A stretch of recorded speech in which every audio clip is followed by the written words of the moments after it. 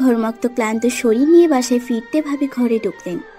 হাতে সুন্দর কারুকার্য ও শোভিত শাড়ি ধরিয়ে দিয়ে বললেন, তৈরি হয়ে থাকিস, আমেরিকান পার্টি আসবে তোকে দেখতে। কথাটি বলার সময় ভাবির চোখ জোড়া চকচক করে উঠল। মুহূর্তে মেজাজ গরম হলো মিতালির। কণ্ঠের ভীত মজবুত রেখে চটপটে জবাবে বলল, আমাকে হাটের গরু পেয়েছো? খরিদ্দারকে দেখিয়ে দেখিয়ে দরদাম করবে?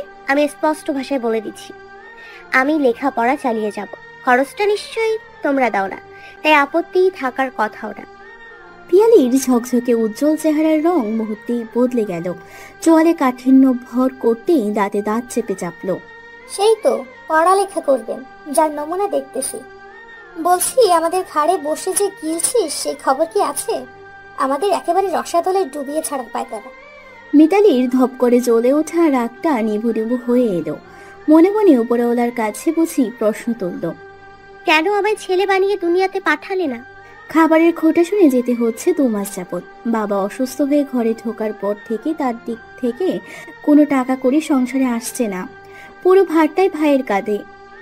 বাবা মা আর 2 বোনের খাবার খরচ চালাতে গিয়ে দিনের মধ্যে কতবার যে ভাই ভাবি মনে করিয়ে দিচ্ছে, তোমরা আমাদের ঘাড়ে বোঝা। মিতালি খানিক ঠান্ডা হয়ে আশা গলায় বলল, দেখো ভাবি, পড়ালেখা করে প্রতিষ্ঠিত হওয়া শুধু আমার স্বপ্ন নয়, বাবারও স্বপ্ন।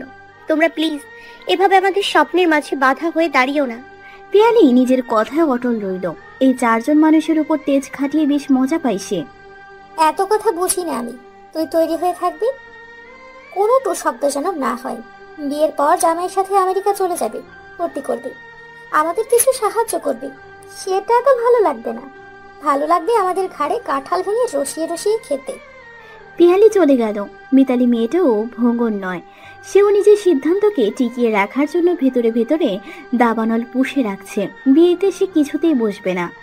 এখনই তাদের কদর নেই। তাকে বাড়ি থেকে বিদায় করে মা বাবা আর মাহাকেও ছন্ন ছাড়া করতে এদের সময় লাগবে না। টাকা লালসা এতটাই প্রকট যে এরা টাকার বিনিময়ে সব করতে রাজি। হয়তো আমেরিকান পার্টির কাছ থেকে মোটা অঙ্ক খাটিয়ে নেওয়ার আশায় এত সব বন্দোবস্ত। এই 2 মাসে তোতা পাখির মতো মেয়েটি আস্তে আস্তে কঠিন হলো। এখন আর আগের মতো যেখানে সেখানে বুলি উড়ে না। বাস্তবাদী সমাজটা একটু একটু করে চিনে যাচ্ছে। সময়ক্ষণ ঘুরিয়ে 3 চালা বাড়ির সামনে এক চকচকে গাড়ি থামলো। 4 জোড়া পা গাড়ির বাইরে বেরোলো। আধুনিকতার ছোঁয়া তাদের বেশ ভালোভাবেই মিশিয়ে নিয়েছে। অবশ্য বিদেশে বসবাসরত মানুষগুলোর রন্ধ্রে রন্ধ্রে আধুনিকতা বাস করবে, এটাই তো স্বাভাবিক। পিয়ালি আর মা বউ ব্যস্ত হয়ে পড়ল তাদের আপ্যায়নে। নাস্তা পানির ব্যবস্থা করে পিয়ালি ছুটলো মিতালি তৈরি হয়েছে কিনা দেখতে। তার আর বেশ প্রয়োজন পড়ল না। পরনের হালকা মলিন জামা পরে মিতালি নিজে উপস্থিত হলো আগত মেহমানদের সামনে। মাহবুব কটমট দৃষ্টিতে পিয়ালির দিকে তাকিয়ে চোখে ইশারা করলো। পিয়ালি দ্রুততার সহিত মিতালিকে ঘরে ফিরিয়ে নিয়ে যাওয়ার জন্য তাড়া দিল। মিতালি গেল না, ধীর হয়ে দাঁড়িয়ে রইল। পাত্রপক্ষকে উদ্দেশ্য করেই বলল, আমি বিয়ে করতে চাই না, আমার মতের বিরুদ্ধে গিয়ে আপনাদের আসতে বলা হয়েছে। একজন ভদ্রলোক মিতালিকে দেখে নারাজ কণ্ঠে মাকে শোনালেন, আগে থেকে জেনে শুনে আসবে না। তাছাড়া দেখে মনে হচ্ছে ওনার সাথে আমার এইজের একটা লম্বা দূরত্ব রয়েছে। আমি 35+। এত ছোট মেয়ে দেখবে জানলে আমি আসতামই না। মিতালি প্রসন্ন হলো ভদ্রলোকের কথায়। তার কথার ধরনে বুঝে গেল ইনিই বোধহয় পাত্র। ভদ্রলোকের পরিবার নেহাত ভদ্র বলে কোনো ধরনের ঝামেলা করল না। ঝামেলাবিহীন বিদায় নিলেন। তারা বিদায় তো নিল, কিন্তু পরিবারের উপর দিয়ে বয়ে যাওয়া ঝড়টাকে থামাবে? বাবা অসুস্থ, তিনি কিছুই করতে পারবেন না। মা হাজারবার ভাই ভাবির কথায় দ্বিমত করলেও তাদের অগ্নিমূর্তি রূপ মাকে থামিয়ে দিয়েছে। পাত্রপক্ষ বিদায় দিতে না নিতেই তাণ্ডব শুরু হলো। মাহবুব প্রচন্ড চিল্লাপাল্লা করে শেষে মিতালির গায়ে হাত তোলার জন্য প্রস্তুত হলো। মিতালির বাবার কান্না মিশ্রিত ডাক, রোজি ও মিতালির মা, আমাকে ধইরা উঠাও, আমার মাইয়ারে মাইরা ফেলাইবে। রোজি বেগম স্বামীর ডাকে যাবেন নাকি মেয়েকে সামলাবেন, স্বামীর কাছে না গিয়ে মেয়েকে বুকে জড়িয়ে নিলেন। মাহবুব নামক হিংস্র কবল থেকে বুকের ছায়ায় ঢেকে নিলেন মেয়েকে। মাহবুব ক্ষিপ্র গতিতে মিতালিকে ছাড়িয়ে নিতে চাইল। ভেতরে ঘর থেকে মতিন সাহেব হাত ছাড়লেন। মাহবুব, খবরদার কইতাছি, আমার মায়ার গায়ে হাত দিবি না। আমি ভালো থাকলে আজ তোর কলিজায় পাড়া দিয়ে ধরতাম। বাবাকে ধমকে উঠল মাহবুব। অত্যন্ত বৃত্ত উচ্চ গলায় জবাব দিল, আপনি কথা কইবেন না। ভালো জায়গায় বিয়ে দিতে চাইলাম, সেটা কি আর ভালো লাগবো? ভালো লাগবো আমার ঘরে বসে বসে খাইতে। সংসারের রোজগার তো আপনি করেন না, আমি করি, তাই আমি বুঝি সব। মতিন সাহেবও কম যান না। বৃদ্ধ বয়সে শরীরের জোর, কর্মক্ষমতা কমে এলেও কণ্ঠের জোর কমলো না। তিনি বললেন, আমার মাইয়া পড়ালেখা করবে, তোর মতে গণ্ড মূর্খ থাকবে না। কম চেষ্টা তো করি নাই তোর পড়ালেখার লাইগা। কত জায়গায় ভর্তি করাইলাম, লাভ হইল না। মনে ভণ্ডামি থাকলে কি আর মাথায় বিদ্যা ধরে? আমি না হয় সেগুলো পড়ালেখা না জানা মূর্খ মানুষ, কিন্তু আমার মাইয়ারা শিক্ষিত হইবে। গণ্ড মূর্খ বলায় নিজের বাবাকে বিশ্রী ভাষায় গালিগালাজ করল মাহবুব। অতঃপর বলল, কেমনে শিক্ষিত হইব আমার জানা আছে। এগগন্ডি বেড়া মানুষের বিছানায় পর্যন্ত। এবারে মেয়েকে নিয়ে খারাপ ভাষা আচরণ করে উত্তেজিত হয়ে পড়লেন মতিন সাহেব। তিনি ভুলে গেলেন তিনি চলন শক্তিহীন মানুষ। 2 মাস আগেই অক্ষম হয়ে একেবারে ঘরে ঢুকেছেন। তবে থেকেই সংসারে অশান্তি বাড়ল। মতিন সাহেব বিছানা থেকে নেমে যাওয়ার চেষ্টা করে নিচে পড়ে গেলেন। শব্দ পেয়ে মিতালি মায়ের বুক থেকে উঠে দৌড়ে বাবাকে দেখতে গেল। আতঙ্কিত গলায় মা বলে ডাক দেওয়ার পূর্বে রোজি বেগম উপস্থিত হলেন। মা মেয়ে মিলে বিছানায় তুলল মতিন সাহেবকে। ঝরঝর করে চোখের পানি ছেড়ে দিয়ে মেয়েকে বুকে টেনে নিলেন মতিন সাহেব। অত্যন্ত দুঃখী গলায় বললেন, আব্বা, অক্ষম বইলা তোদের এত কষ্ট সহ্য করতে হইতেছে। আল্লাহর কাছে দোয়া কর আব্বা যাতে আবার সুস্থ হইয়া যায়, নয়তো আমার নিয়ে গিয়া তোদের ঘাড় থেকে একটা বোঝা কমাইয়া দিক। রোজি বেগমের চোখেও পানি। মিতালির ভেতরটা ভেঙে গুড়িয়ে গেলেও চোখে পানি আসতে দিল না। অল্প বয়সী মেয়ে হলেও নিজেকে শক্ত রাখার চেষ্টা করলো। আব্বা মা অনেক আগেই ভেঙেছেন। মাহা ছোট মানুষ, আর বাকি রইল সে। এখন সবাই ভেঙে পড়লে খুঁটি হয়ে দাঁড়াবে কে? মিতালি আব্বাকে সান্ত্বনা দিয়ে বলল, বাবা দেখো, একদিন সব ঠিক হয়ে যাবে। আমি একদিন চাকরি করব, তুমি মা মাহা সবাই মিলে কত আনন্দ করব। তুমি এখন মরার কথা কেন বলো? তুমি নিজের মেয়েদের সুখ দেখে যেতে চাও না? তাদের রোজগার খেয়ে যেতে চাও না? মতিন সাহেব হাসলেন। মনে মনে বোধহয় ভাবলেন, আমার সেদিনকার ছোট্ট মেয়েটা কত বড় হইয়া গেছে। পরিবেশ আপাততের জন্য শান্ত হলো। মিতালি মতিন সাহেবের দ্বিতীয় পক্ষের সন্তান। মাহবুবের মা মারা যাওয়ার পর কিছুদিন পর দাদি ফুপু লালন পালন করলো। পরক্ষণে মতিন সাহেবকে বিয়ের জন্য চাপ দিলেন। তারা কতকাল এই ছেলেকে লালন পালন করবে? বছর 3 যাওয়ার পর মা বোনের পীড়াপিড়িতে মতিন সাহেবকে বিয়ের আসনে বসতে হয়। সব ঠিকঠাকই ছিল। মাহবুবও রোজিকে আপন করে নিয়েছিল। রোজি বেগমও মাহবুবকে নিজের গর্ভের সন্তানের মতো লালন পালন করছেন। বিপত্তি ঘটল মাহবুবের বছর 15 বয়স হওয়ার পর। আশেপাশের মানুষ তার কানে বিষ ঢালতে শুরু করলো। রোজি বেগম কখনো ওর ভালো চান না, সব নিজের সন্তানের জন্য করছে। এক সময় মতিনার রোজি বেগম ওকে লাথি মেরে সংসার থেকে দূরে ছুঁড়ে ফেলবে। সে থেকেই মাহবুবের মাঝে আস্তে আস্তে পরিবর্তন শুরু হয়। তার এমন অসভ্য ব্যবহারে গ্রামের মানুষ এখন আর তেমন কিছু বলে না। তার বউয়ের ভাষাও অত্যন্ত বিশ্রী। আশেপাশের কয়েকজন মহিলা তার শাশুড়ির পক্ষে প্রতিবাদ করতে আসলে তাদেরও গালাগাল করে। কথা দ্বারা মহিলাগুলোকে মাহবুবের বিছানা পর্যন্ত নিয়ে আসে। ইজ্জতের ভয়ে মানুষ এখন কিছুই বলে না। বিষাক্ত সাধের দিন গড়িয়ে ধরার বুকে আধার নামলো। বইপত্র গুছিয়ে 10ম শ্রেণীতে পড়ুয়া মাহার পাশে শুয়ে পড়ল মিতালি। আজ আর ঘুমরা ধরা দিতে চাইছে না। এতদিন বাবার ভরসায় কোনো চাকরি বাকরি করেনি, মূলত বাবাই না করে দিয়েছে। তাছাড়া এই অল্প বিস্তর পড়া দিয়ে চাকরি পাওয়া দুর্ভাগ্য ব্যাপার। টিউশন দিয়ে নিজের পড়ার খরচ চালায়। এতদিনই বুঝলো ছোটখাটো একটা চাকরি তার দরকার। ম্যাথমেটিক্স নিয়ে ন্যাশনালে 2য় বর্ষে পড়ছে সে। দূর থেকে হুতুম পেঁচা ডেকে চলছে করুণ সুরে। মন কেমন কু ডাকছে, মনে হচ্ছে কিছু একটা অকল্যাণকর হবে, কিছু একটা হবে। প্রায় শেষ রাতের দিকে চোখজোড়া মুদে আসলো। পাখির কলতানে মিষ্টি ভরে নতুন দিনের আগমন ঘটলো। 3টেই মিতালি আর তার পরিবারের জন্য মিষ্টি ছিল না। আটকে আসা নিঃশ্বাসে চোখের কোলে ঘেঁষে 2 ফোঁটা জল গড়ালো। এটাই কি কপালে লেখা ছিল? এতটা অপদস্থ হতে হলো? সাত সকালেই নাস্তা তৈরি করে টিউশনের উদ্দেশ্যে পা বাড়ালো মিতালি। এসব কাজকর্ম আগ বাড়িয়ে তাকে আর মাকেই করতে হয়।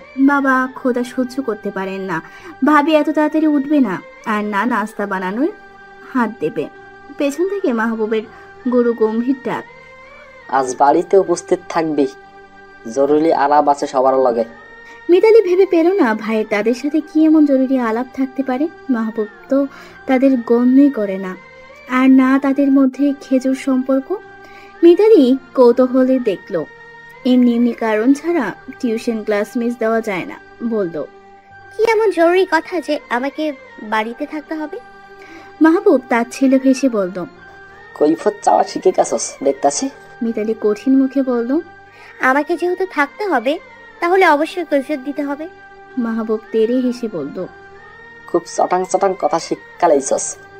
মিতালি হাত উঁচিয়ে থামিয়ে দিলে মাহবুবকে। দূরে থাকো, গায়ে হাত তোলার চেষ্টা করলে নারী নির্যাতনের মামলা ঠুকে দিব। মাহবুব আগুন চোখে তাকিয়ে বলল, বাড়িতে বিচার বসবো, আমার পক্ষে এতগুলো বোঝা টানা অসম্ভব। আমি চেয়ারম্যান চাচারে খবর দিচ্ছি। মিতালির মাথায় যেন আকাশ ভেঙে পড়ল। শেষ বয়সে এসে বাবা মায়ের জন্য বিচার বসাবে, বিষণ্ণতা আকাশ ছিল চোখে। মিতালির মাথায় যেন আকাশ ভেঙে পড়ল। শেষ বয়সে এসে বাবা মায়ের জন্য বিচার বসাবে, বিষণ্ণতা আকাশ ছিল চোখের কোণে জল জমা হলো। বাবা মা এখনো কিছুই জানে না, শুনলে কতটা কষ্ট পাবে।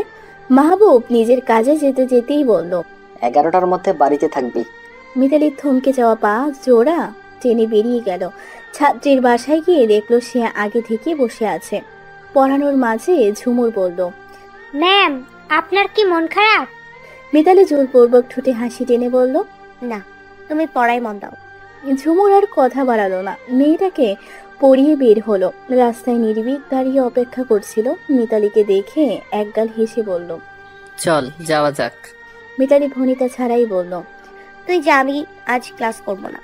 নির্ভীক খেয়াল করলো মিতালির মুখশ্রী, চিন্তিত কণ্ঠে বলল, শরীর খারাপ তোর, ক্লাস কেন করবি না?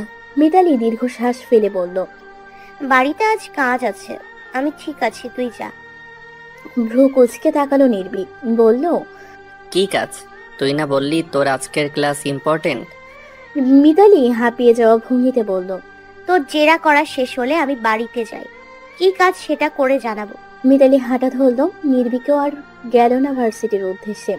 মিতালির পেছনে ছুটল। দুজনের বন্ধুত্ব সেই স্কুল জীবন থেকে, একই এলাকায় বাস। স্কুল থেকে ভার্সিটি পর্যন্ত দুজনের বন্ধুত্ব এলাকার সকলের জানা। সবাই জানে তারা দুজন খুব ভালো বন্ধু। কেউ কেউ বলে দুজনের মধ্যে গভীর প্রেমের সম্পর্কও আছে।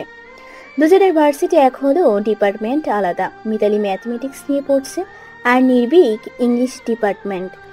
পাশাপাশি হেঁটে মিতালি জিজ্ঞেস করলো, যাবি না?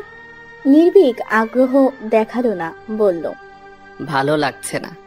মিতালি হাসলো। দুজনে এখনো সে আগের মতোই আছে। একজন ক্লাস মিস দিলে অপরজনও একই কাজ করে। বাড়িতে যাওয়ার পথেই কাশেম চাচা বললেন, কি রে মিতালি, কি শুনতাছি এইগুলা? মাহবুব নাকি তগ বাড়িতে তোর আব্বার লাইগা বিচার বসাইব? আমারেও চাইতে কইছে। মিতালির চোয়াল মলিন দেখালো। পাশ থেকে নির্ভীক ভীষণ আশ্চর্য হয়ে বলল, কিসের বিচার? মিতালি কিছু বলতে পারল না, শুধুই দীর্ঘশ্বাস ছাড়লো। নির্ভীকের প্রশ্নের উত্তরে কাশেম চাচা বললেন, মাহবুব তোমার মামারেও খবর দিছে, গেলে বোঝা যাইব কেন বিচার সবার রাখছে। এতক্ষণে নির্ভীক মিতালির ক্লাস না করার কারণ ধরতে পারল। দুজনের কেউই আর কথা বাড়ালো না, যে যার বাড়িতে পৌঁছে গেল। ঘড়ির কাঁটা 11-র ঘরে। বাড়ির সামনে উঠান সদৃশ্য জায়গায় চেয়ার পাতা হয়েছে। সেখানে উপস্থিত চেয়ারম্যান চাচার সাথে নির্ভীককেও দেখা গেল। চেয়ারম্যান সাহেব নির্ভীকের মামা হন।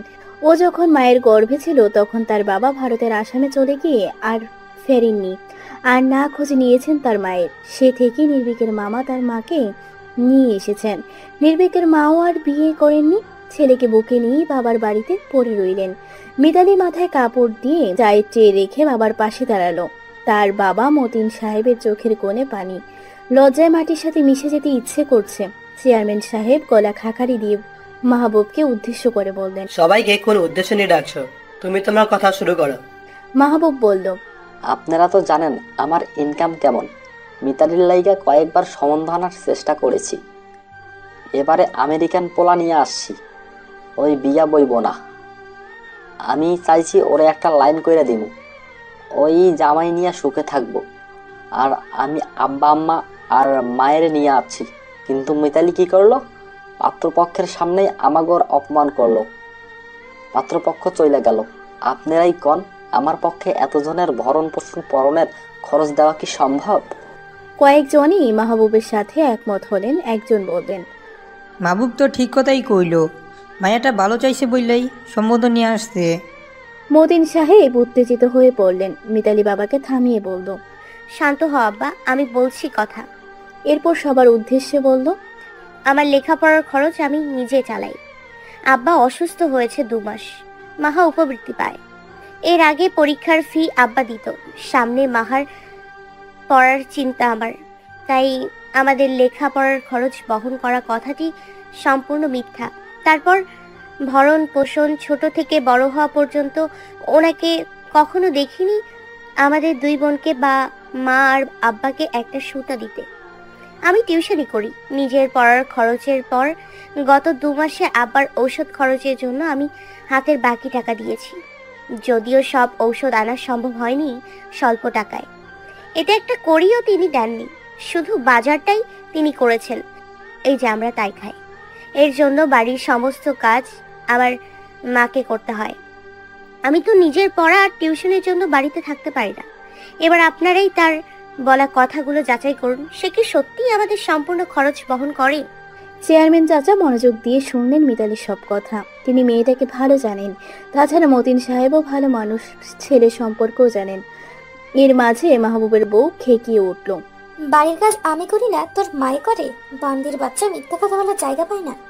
চেয়ারম্যান চাচা ধমক দিলেন পিয়ালিকে, অসভ্যের মতো ব্যবহার কেন তোমার? তুমি এই এলাকার বউ, মুখ দিয়ে ময়লা কথা কেন বেরোচ্ছে? তোমাকে এখানে কিছু জিজ্ঞাসা করা হয়েছে যে তুমি কথা বলছো? মাহবুব অগ্নি দৃষ্টি নিক্ষেপ করলো পিয়ালির দিকে। সে সুযোগে সুযোগে ঘাট থেকে বোঝা নামাতে চাইছে। এই বেয়াদব মহিলা সব ভেস্তে দিচ্ছে। চেয়ারম্যান চাচা বললেন, মাহবুব, মিতালি যা বলছে সব সত্যি? মাহবুব এবার খোলস ছেড়ে আসল রূপে ফিরল। আমার দ্বারা এতগুলো বোঝাটা না সম্ভব না। মিতালি ও তো এখন রোজগার করে, আব্বা আম্মার খাওয়ার ভাগ করে দেন। আমার ঘরে 15 দিন, মিতালির ঘরে 15 দিন। মিতালি হাসলো বোধ হয়, সে জানতো মাহবুব এমন কিছু বলবে। চেয়ারম্যান চাচাকে গম্ভীর মুখে দেখা গেল। তিনি সবার সাথে আলাপ করে ভেবে চিনতে বললেন, কিন্তু মিতালির পক্ষে এখনই এইসব কিভাবে সম্ভব? কয়েকটা টিউশনি দিয়ে এতদিন সামলাবে কিভাবে? মাহবুব জবাবে বলল, সেটা আমার দেখনের বিষয় না। সবাই ওর দিক চিন্তা করে, আমার দিক কেউ চিন্তা করে না। আমারও তো ভবিষ্যৎ আছে। প্রচন্ড ক্রোধ আর আত্মসম্মানের দাপটে মিতালি বলে দিল, বাকি 15 দিনও আমি খাওয়াতে পারবো। আব্বা আর মা আমার আর মাহার সাথেই থাকবে। মাহবুবের চোখ চকচক করে উঠল। চেয়ারম্যান চাচা বুঝলেন মেয়েটা উত্তেজনার বশে এরকম একটা কথা বলে দিল তার পক্ষে সবার ভার বহন করা সম্ভব নয়। তিনি কৌশলে মাহবুবকে বললেন, মিতালি তার বাবা মায়ের দায়িত্ব নিজেই নিয়ে ফেলেছে, এতে তোমার কি মতামত? মাহবুব বলল, সে নিতে চাইলে আমার তো করণের কিছু নাই। চেয়ারম্যান সাহেব মনে মনে হাসলেন, পরপরই নিজের চাল চেলে দিলেন। মিতালি যেহেতু বাবা মায়ের সারা জীবনের দায়িত্ব নিয়ে ফেলেছে, তাহলে তোমাকে স্ত্রী নিয়ে বাড়ি ছাড়তে হবে। বাবা মায়ের দায়িত্ব নিতে না পারলে সম্পত্তি কানাকড়িও পাবে না। চমকে উঠল মাহবুব পিয়ালি দুজনই। পিয়ালি বলল, তাহলে আমরা থাকবো কই? কেন? বাজারে কলোনি আছে না, সেখানে থাকবেন। নির্বিকের কথায় তেতে উঠল মাহবুব পিয়ালি। চেয়ারম্যান সাহেব ভাগ্নেকে ধমকে উঠল, তোকে কথা বলতে কে বলেছে? এদেরকে মিতালি চোখের ইশারায় না করছে কথা বলতে। নির্বিক রাগে ফেটে পড়লেও নিজেকে দমিয়ে নিল। মাহবুব বলল, আমি তো কইছি 15 দিন আমি খাওয়ামো, তাহলে বাড়ি কেন ছাড়ুম? অনেক বিবেচনার পর সিদ্ধান্ত হলো মাহবুব মিতালি দুজনই বাবা মাকে মাসে 15 দিন করে খাওয়াবে। এছাড়া কেউ আর উপায় দেখলো না। মিতালি উপস্থিত সবার মাঝে আরো একটি ব্যাপার খোলসা করে বলল, এই লোকের তেড়ে এসে গায়ে হাত তুলতে আসার স্বভাব বাদ দিতে বলবেন, নয়তো কোনদিন রান্নাঘর থেকে বটি নিয়ে হাতে কোপ মেরে বসবো। নির্ভীক মিতালির এমন প্রতিবাদী রূপে ভীষণ খুশি হলো। মনে মনে বাহাবা দিল মেয়েটাকে। সব সিদ্ধান্তের পর ক্লান্ত মিতালি রান্নায় হাত বসালো। মা কেঁদেই যাচ্ছেন। এমন হলে আর আজ খেতে হবে না। লবণের বাটি থেকে বড় পাতিল পর্যন্ত 2 ভাগ হলো। বিকেলের মধ্যে ঘরের মাঝখানে লম্বা বেড়া তোলার ব্যবস্থা হবে। রান্না করতে গিয়ে মিতালি ভীষণ দুশ্চিন্তায় পড়ল। দায়িত্ব তো কাঁধে এসে গিয়েছে। একটা চাকরি যেভাবেই হোক জোগাড় করতেই হবে, টিউশনও চালাতে হবে। চাকরি পাওয়া মুখের কথা নয়। বাবা মা আর মাহার প্রথম খাওয়া মাহবুবের ঘর থেকেই শুরু। মিতালির ঘরে 15 দিন পর থেকে। চিন্তায় আর পেটে খাবার পড়ল না। মুঠোফোনের শব্দ পেয়ে হাত নিল ফোন। ক্লাস 7-এর ছাত্রী রিশাতের মায়ের ফোন। সালাম বিনিময়ের পরে তিনি বিনীতভাবে বললেন, মিতালি, রিশাতের বাবা ট্রান্সফার হয়েছে। আমরা আর এখানে থাকবো না। কাল থেকে রিশাতকে পড়াতে হবে না। মিতালি থমকে গেল। হাতে একটা টাকাও নেই। টিউশনের পাশাপাশি চাকরি দরকার, অথচ হাত থেকে একটা টিউশন নেই। ছুটে গেল। ঘরে বাজার নেই। আজ কোনোভাবে রান্না চালিয়ে দিয়েছে। পাশের ঘর থেকে বাবার গুঙ্গিয়ে ওঠার শব্দ শোনা যাচ্ছে। মাথা ফাঁকা ফাঁকা লাগছে। আজও ভার্সিটি যাওয়া হলো না মিতালির। গতকালের পান্তা ভাত আর বাসি তরকারি দিয়ে সকালে নাস্তা চালিয়ে নিল সে। চাল আপাতত লাগবে না, তবে বেশ কিছু বাজার লাগবে। বাবার ওষুধ নেই। শরীরের ব্যথা সারা ছটফট করছে। রাতে আর ঘুম হয়নি মিতালির। বাবার সাথে যে মাও ঘুমায়নি সেটা বেশ টের পেল সে। মা তৈরি হয়ে নিয়েছে মিতালির সাথে বেরোবে বলে। রোজি বেগম নির্লসভাবে মেয়েকে দেখে যাচ্ছেন। নির্বাক তিনি মেয়েকে কি বলে সান্ত্বনা দিবেন? সান্ত্বনা দিতে না পারুক, সর্বোচ্চ সাহস জুগিয়ে যাবেন। মিতালি মৃদু হেসে বলল, কি খেয়েছো মা? রোজি বেগম হাসার চেষ্টা করলেন, বললেন, রুটি খাইছি। তুই কি খাইয়া বাইর হবি? ঘরে তো কিছু নাই। মিতালি ব্যাগ কাঁধে নিয়ে বলল, আমি ভাত খেয়ে নিয়েছি। তারপর মায়ের চোখের দিকে তাকিয়ে অনুভূতি শূন্য হয়ে বলল, আজও নাস্তা তুমিই বানিয়েছো তাই না? রোজি বেগম কাচুমাচু করে দৃষ্টি লোকাতে চেয়েও পারল না। একইভাবে বলে গেলেন, তুই জানোস তোর আবার তাড়াতাড়ি নাস্তা লাগে। বইয়া থাকলে কি পেটে খাওন যাইবো? বেশ কিছু বলতে পারল না সে। দীর্ঘশ্বাস ফেলে বলল, আমি চললাম, বেশি চিন্তা করো না। আজ আর ঝুমুরকে পড়াতে হবে না। সে নানার বাড়িতে আছে। বাহিরে দাঁড়িয়ে থাকা মাহাকে সঙ্গে নিয়ে কিছু দূর যেতে নির্বিকের দেখা মিলল। হেসে গিয়ে এগিয়ে এসে বলল, কেমন আছিস? মিতালি স্বাভাবিকভাবেই বলল, ভালো। আজ ক্লাস অ্যাটেন্ড করবি? নির্বিকের প্রশ্নের জবাবে মিতালি বলল, না, চাকরি খুঁজতে হবে। রিশাতের মা কাল ফোন করে বলে দিয়েছে তারা এখান থেকে চলে যাচ্ছে। রিশাতকে পড়াতে হবে না। মাহা কাচুমুচু করছে। বোনকে কিভাবে বলবে মনের কথা? আপু এত কষ্ট করছে তাদের জন্য। সে খুব ভালো করেই জানে মিতালির হাতে এখন 1 পয়সাও নেই। তাহলে কিভাবে বলবে ফর্ম পূরণের কথা? মিতালি অনেকক্ষণ ধরে মাহাকে লক্ষ্য করে বলল, কি বলতে এত দ্বিধা হচ্ছে তোর? মাহা তটস্থ দৃষ্টিতে তাকিয়ে গলার স্বর একেবারে খাটো করেও নিল। বলল, ফর্ম পূরণের জন্য 4000 টাকা লাগবে। মিতালি নিভে আসা গলায় বলল, ও, আমি ভুলেই গিয়েছি তোর ফর্ম পূরণের কথা। কদিন সময় আছে? 7 দিন। উপরে স্বাভাবিক থাকলেও ভেতরে ভেতরে চিন্তার পাহাড় তৈরি হলো। নির্বিক জানে মিতালির হাতে টাকা নেই, তাই বলল, আমার কাছে টিউশনের কিছু টাকা আছে, 4000 মিলিয়ে দিতে পারবো। মাহার ফর্ম পূরণের টাকা আমি দিয়ে দিচ্ছি। মিতালি মাঝখানে নির্বিককে থামিয়ে দিল। বলল, টাকা তো দিবি, তবে আমি এই মাসে তোর টাকাটা শোধ করতে পারবো না। নির্বিক স্বাভাবিকভাবেই বলল, শোধ কেন করতে হবে? আমি কি তোর পর কেউ? মিতালি খানিক হেসে বলল, পর কেউ? এই কথা আমি বলেছি? তুই আমার কাছের মানুষ, টাকাটা তো তোকে ফেরত দিতে হবে। তুই তো আর লাখ টাকা ইনকাম করিস না, টিউশনি করে হাত খরচ চালাচ্ছিস। নির্বিক বলল, এগুলো হাত খরচের বাইরে জমানো টাকা। মিতালি বলল, তবুও আমি তোর টাকা ফেরত দিব। নির্বিক দীর্ঘশ্বাস ফেলে বলল, আচ্ছা। পর মুহূর্তে আড়ালে নিঃশব্দে হাসল। প্রবল আত্মসম্মান বোধ মেয়েটার মাঝে। হাঁটার মাঝে পাশে থাকা মেয়েটার দিকে নিমেষহীন তাকিয়ে মনে মনে আওড়ালো, এখানে একসময় বিকেল পলাতক হবে, সন্ধ্যার বাড়বে বয়স, আমি তবু একজন বসে থাকবো অনন্ত রাত্রির দিকে মুখ ফিরিয়ে। তুমি শুধু একবার বলো, ভালোবাসা তোমাতে আছে। রুদ্র মোহাম্মদ শহীদুল্লাহ। মাহার স্কুল আসতেই সে গেট দিয়ে প্রবেশ করলো। পাশাপাশি পা চালিয়ে দুজন সামনে এগোলো। মিতালি জানে নির্ভীক আজও ক্লাস করবে না। মিতালিকে ছাড়া সে ক্যাম্পাসে পা রাখবে না। হাঁটতে হাঁটতে নিজের সিদ্ধান্তের কথা জানালো। ড্রিমল্যান্ড মডেল স্কুলে যাব, দেখি তারা শিক্ষক নেয় কিনা। দুজনে চলল কিন্ডার গার্ডেনের উদ্দেশ্যে। কথা হলো তাদের সাথে 10 দিন তারা মিতালির ক্লাস দেখবে, এরপর সিদ্ধান্ত জানাবে তাকে শিক্ষক হিসেবে গ্রহণ করবে কিনা। মিতালি রাজি হয়ে গেল। আপাতত এছাড়া সে উপায় দেখছে না। সেখান থেকে বেরিয়ে অজানা গন্তব্যে হাঁটল দুজন। ঘন বর্ষার মতো আকাশ স্নিগ্ধ, কোমল এক টুকরো মেঘ উকি দিল। সূর্য ঢেকে গেল আড়ালে। সাদা কালো মেঘের আড়ালে লুকোচুরি খেলে হেসে উঠল যেন। একটু পরই নামবে ঝিরিঝিরি বৃষ্টি। আকাশের গতিবিধি লক্ষ্য করে নির্ভীক শোধালো, বাড়ি যাবি না? তাড়াতাড়ি চল, একটু পর বোধহয় বৃষ্টি নামবে। নির্ভীকের কথা শেষ না হতেই ইলিশ গড়ি নামলো। পা থামিয়ে দাঁড়িয়ে পড়ল মিতালি। নির্ভীক কথার ছাউনির মতো হাত দিয়ে পেছনে ফিরে বলল, দাঁড়িয়ে পড়লি কেন? চল। মিতালি এখনো দাঁড়িয়ে আছে ভাবলেশীন। হাত চেপে ধরে একটু দূরে সামনের ছাউনির নিচে ছুটে গেল নির্ভীক। মিতালি বিরক্ত হয়ে বলল, নিয়ে আসলি কেন? দেখছিস না কি সুন্দর বৃষ্টি হচ্ছে? কপট রাগ দেখিয়ে নির্ভীক বলল, এমন বৃষ্টিতে ভিজলে যে জ্বর নামবে সেটা জানিস না? এক রাত জ্বর হয়েও যদি ক্ষণিকের আনন্দ মেলে তবে আমি সয়ে নিব। বর্তমান পরিস্থিতি মনে করিয়ে দিতে নির্ভীক বলল, অসুখ করলে তোর পরিবার দেখবে কে? বৃষ্টিতে পা বাড়াতে গিয়েও থমকে দাঁড়ালো মিতালি। এখন যার অসুস্থ হওয়া চলবে না, এখন ছোটার সময়। টাকার পেছনে ছুটতে হবে তাকে। জীবনে মায়া আর টাকা দুটোই লাগে। ঝিরি ঝিরি বৃষ্টি থেমে গেল। কিছু দূর গিয়ে নির্ভীক বলল, ঝালমুড়ি খাবি? চল, কতদিন খাই না। সেই স্কুলের মতো আমেজটা কত বছর ধরে খুঁজে পাচ্ছি না। মিতালি সায় জানালো, বলল, চল।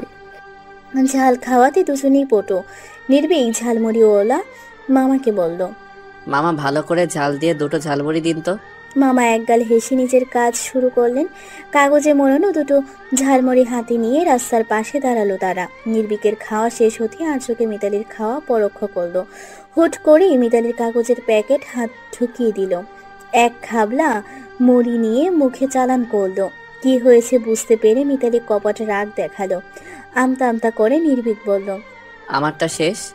নির্ভীকের কাচুমাচু মুখে ভঙ্গি দেখে হেসে ফেলল মিতালি। নিজের অবশিষ্ট ঝালমুড়ি সরিয়ে বলল, আর দেব না।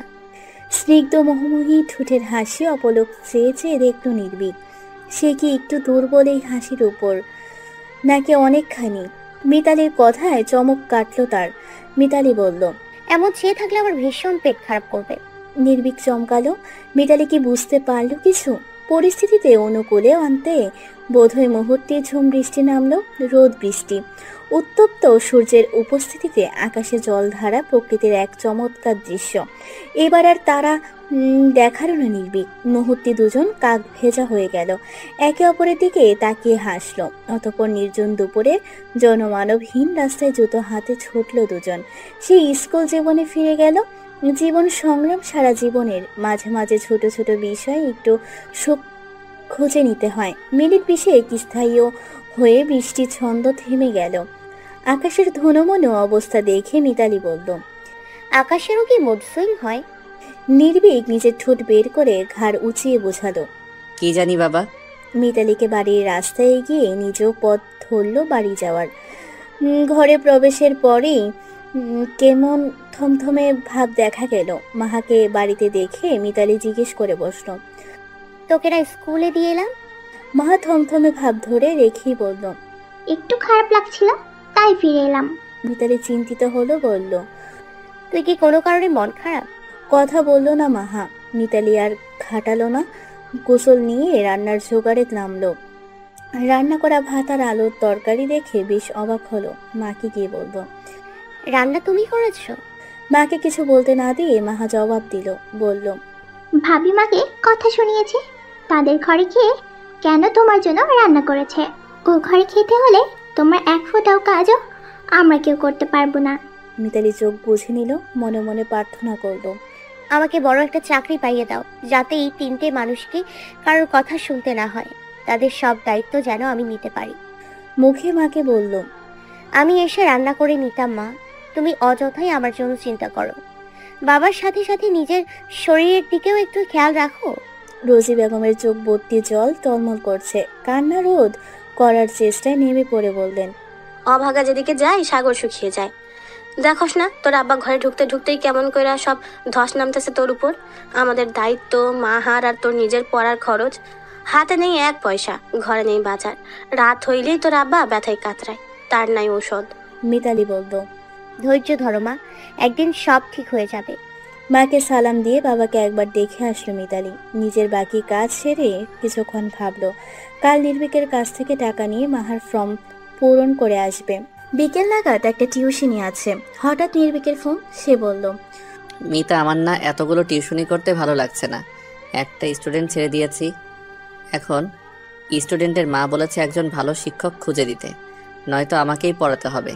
বুঝতেই পারছিস, পড়ার ফাঁকে এত চাপ আমার সহ্য হয় না।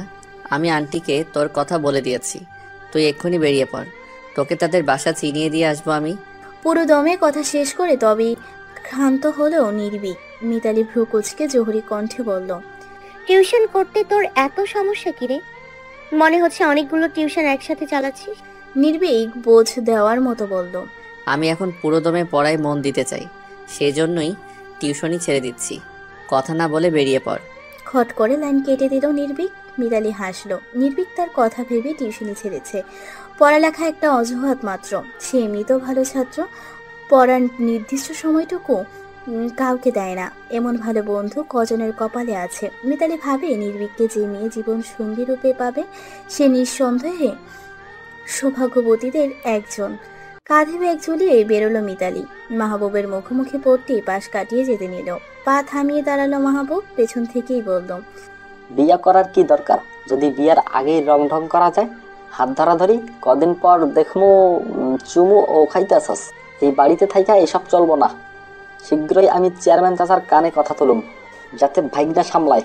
মিতালির মাথায় যেন বড় সড়ো বাজ পড়ল।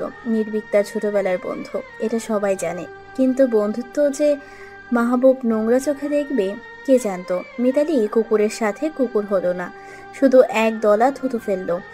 নিজ গন্তব্যের উদ্দেশ্যে বেরিয়ে পড়তেই পিয়ালি আর মাহবুব চোখে চোখে ইশারা করলো। মাহবুব এগিয়ে যেতে পিয়ালি বলল, বৈরাবুড়ি দুইটারে ভুলিয়ে ভালিয়ে কাল আমাদের বাড়ি নিয়ে যাব। এর ভেতরে তুমি যা করার করো। মাহবুবের ঠোঁটের কোণের কুটিল হাসি বলে দিচ্ছে কেমন পরিকল্পনা আটকে চলছে তারা। বড়সড় কোনো বিপর্যয় আসতে চলছে মিতালির ওপর, যা তাকে বিধ্বস্ত ছিন্ন ভিন্ন করে দেবে। ভাদ্রের দুপুর, আকাশে শুভ্র পেঁচা তোলের মতো মেঘ, সূর্য কিরণ স্বর্ণপ্রভার মতো ঝিকিমিকি করছে। ভাদ্র মাস যদিও শরতের শুরু, কিন্তু এর বেশিরভাগ সময়টাই বর্ষাকালের মতো যায়। পথে ঘাটে চোখ রাখতে রাখতে দূরে দেখা মিলল নির্ভীকের। রৌদ্র তাপে চোখজোড়া ক্ষীণ করে চেয়ে আছে।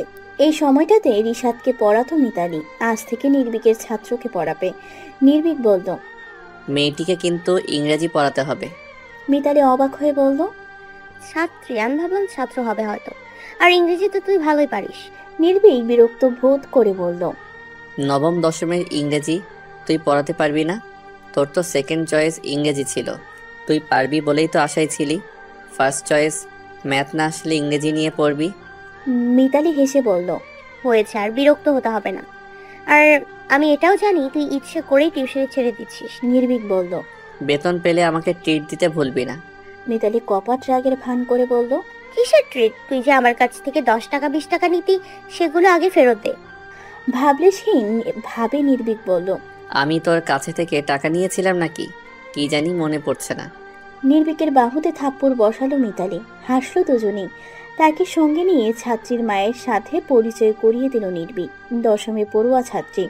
পড়াতে গিয়ে বুঝতে পারলো মেয়েটা মুখ ভার করে বসে আছে। মিতালি কিছু জিজ্ঞেস করলো না। মেয়েটি থমথমে গলায় বলল, ম্যাম, স্যার আমাকে কেন পড়াবেন না?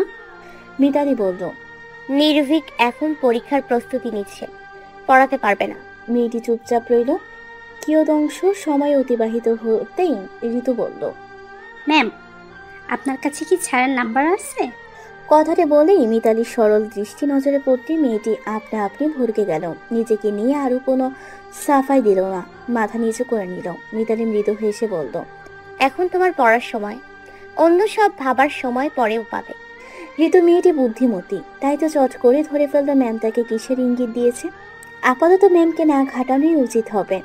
ঋতুকে পড়িয়ে সোজা রিশাদের বাসায় গেল।